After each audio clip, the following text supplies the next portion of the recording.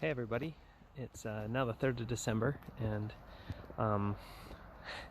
we just got a whole bunch of snow. I'm not sure if you guys saw my video I created yesterday. It was a short. I'll put a link to the description below. I am actually out today. I'm going to try to build what's called a Sue Johnson bioreactor. I was hoping to have it done before our first snow. Well, I should say before our first deep snow, but I was unable to do that with everything else I had going on.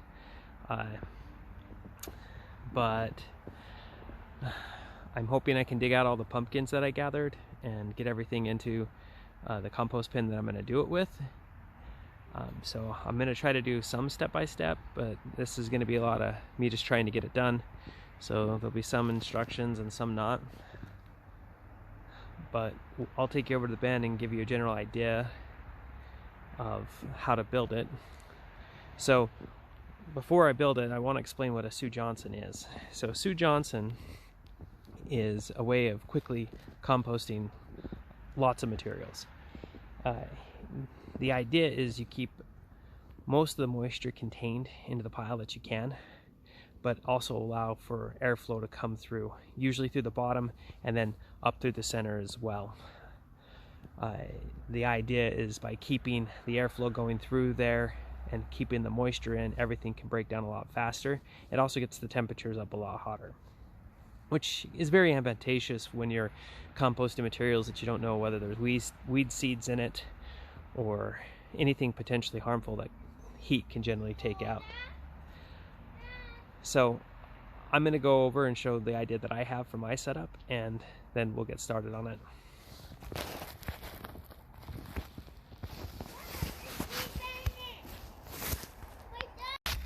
So this is the compost bin I'm going to use for the Sue Johnson bioreactor. What I didn't show on video here, but I can scrape off some of the snow, is underneath here, oops, I have some pallets, and they go underneath even the leaves that are thrown under here. And the whole idea is this is going to lift the compost up off the ground a little bit. But by doing that, it's going to allow air to go underneath and up through. Then in here I have these 4 pipe. Now these should really be about 3 feet tall. Mine are only 2.5 because I only wanted to buy 1 foot of leach line. And it has all these holes in it. So what's going to happen is this leach line is going to get air to go up underneath it and come up in the middle of the compost bin. On the outside of the compost bin, I'm going to take and wrap plastic, and that will help keep the moisture in. So I've taken and put the plastic around on the inside. What you're seeing is a whole bunch of fog. I've just stirred up one of my other compost bins, and I put some of the stuff from that compost bin in this one to get it going. I'm not so worried about the plastic on the front here, as it's a pretty good vapor barrier already. Usually the front of these get soaking wet during the winter, but this is just to keep all of the moisture really locked in. On the top, when I'm done, I'll actually take and fold and put another piece of plastic. But I took and put just a couple of bags of leaves on the bottom to help keep these stable. So now I'm going to go ahead and throw in a layer of pumpkins. It's going to sit right on top of this. And there's enough stuff in this that will start breaking those pumpkins down pretty quick. Then I'm going to take and put another layer of leaves over it. I also have some coffee grounds that I collected at Starbucks and a few other places, and some horse manure. And I'm going to take and dump them in with the layers as well. Once I get up to here, I'm going to actually take and put something over the top of these pipe. It's just going to be some weed barrier to keep stuff from going in, and then just keep on filling right on top of them. So I now got it up to this point right here, which is getting close to the top. What I have is a layer of leaves with a layer of pumpkins on top of that, and then I threw down a mixture of coffee grounds and wood chips. I filled this bin up with some wood chips and some coffee grounds and kind of mixed them in. As you can see, they're already starting to get a little mildewy or moldy in here until it got super cold. but this is just to add some more browns to it. They'll also soak up a lot of moisture that I know is going to leak out of the pumpkins. Pumpkins have a lot of moisture in them. It's one reason why they make really good things to compost. And then on top of that, I put down the horse manure mixed with some of the straw that they were using for bedding. And then every layer that I've done, I've added some of the compost out of my active bin right now. And this is just to help get it to take off. At this level, I'm gonna go ahead and put down one bag of leaves and to help insulate this in. And then I'm gonna add some pumpkins over the top. But I think before I do that, I might have to cap those off so stuff can't get down them. And then hopefully in a couple of days that this is a roaring hot compost bin. Once again, these temperatures in here are going to get so hot that even though some of these pumpkins were whole with the seeds in them, I'm not worried about that. They're going to rot and break right down and add back to the compost itself. So next step that I'm going to do now is cover this with leaves, and then when I come back I'll show it all 100% complete. Okay, so I've now got it up to the top as high as I'm going to go. I'm going to get another piece of plastic and put right here, just to kind of cover this last batch of leaves that I put in, because I can't fold this one over the top like I was hoping and seal it off really well. I want to keep it sealed so all the moisture stays in. If the moisture stays in, that's going to help everything to keep on breaking down. Also, the way that this is stacked, it's going to insulate itself really well, so it's not going to get any colder than it was when I put it into here. And I do believe by throwing the active compost that was already pretty hot in here, it's going to help heat up those areas. It's going to be kind of slow to start, but I wouldn't be surprised if in the next couple of days I come out here and it's just, you can see the moisture condensing on the outside plastics, and you could probably come up here in the front and feel it getting a little bit warm. But this project's pretty much done. I still have lots of pumpkins left over that I'm going to just throw into this other bin over here. It's going to fill this bin up to the top as well. I don't know what I'll be doing with the other stuff, because even though this one's going to compress a little bit, I don't plan on putting any more material into it until it's done. And this Sue Johnson method, from the way that I understand it, should take 6 to 8 weeks for it to fully break down. Since we're in the winter, I'm assuming it's going to go a little bit slower because it's going to be slower to start. But by spring, I should have this bin completely full of compost, as well as the one that I typically use.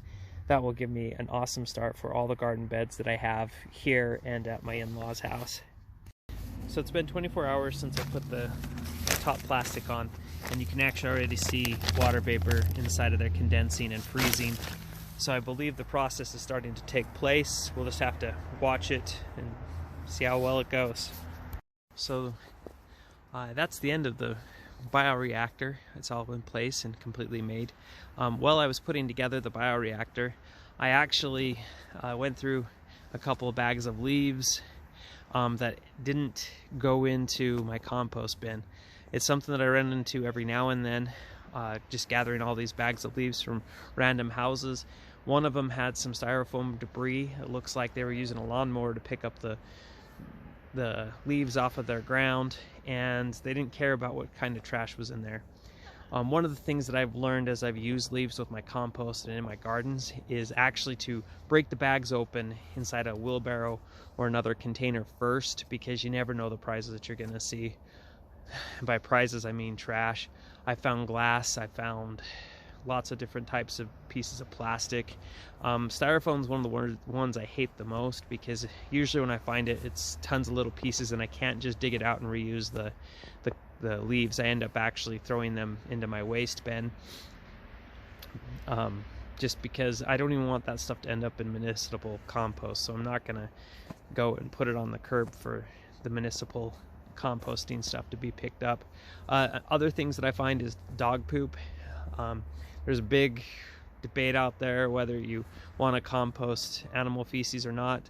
I stand on the side as don't, just because you don't know if your temperature is going to get up to the point that you could potentially kill any of the parasites that dogs and cats happen to carry.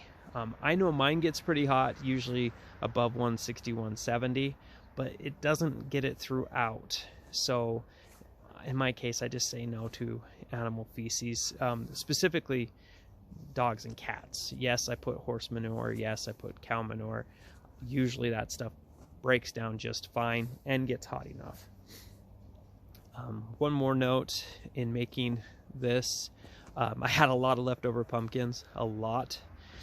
There's actually 2 really big ones that I haven't gotten in. I end up putting most of those just into my standard bin that's not the Sue Johnson, which makes me kind of sad, because now that compost is going to have a lot more pumpkins than I would like in a single bin. Typically my rule when it comes to composting is you want at least 5 ingredients, no more than 20% of a single ingredient. So by adding in that many pumpkins, I'm going to have to make sure I add in some more coffee grounds for 1 ingredient, more leaves, which I have plenty of those. I'm going to have to find some straw or some more of the horse manure that I can gather. So I'm at 3 with the pumpkins, you know, so there's 4.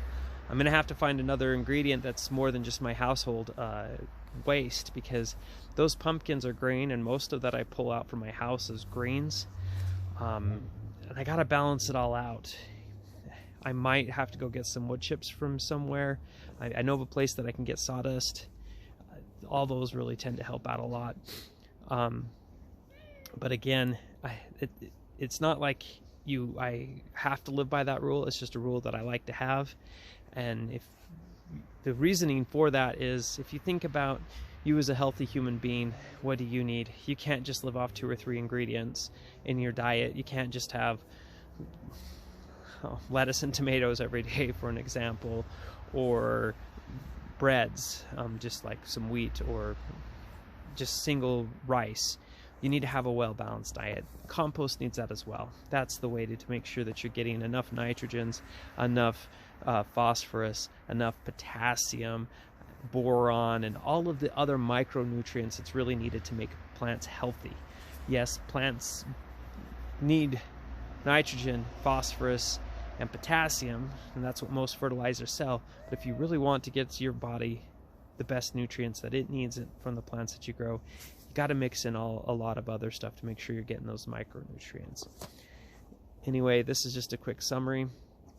I'm going to keep posting regular shorts on the bioreactor. They'll all be hashtagged bioreactor, because I really want to see how this goes. So periodically I'll make a quick short and show if the top of that plastic is getting more steamed up. I may even pull back the plastic and show what's going on. Make sure that it's still wet, because I don't know, I didn't add water like you're normally supposed to, but pumpkins are very, very dense in liquid and water, so I'm not too concerned about it. But we'll watch and see how well it does and how well it performs. But thank you for watching this video. I hope you've learned something. Feel free to comment. I've been starting to get a lot more of those, and some of the discussions that are happening in those comments have been helpful to me and to others. So please, if you have a question, or if you say, hey, you did this totally wrong, and want to give me some critiques, I really appreciate it.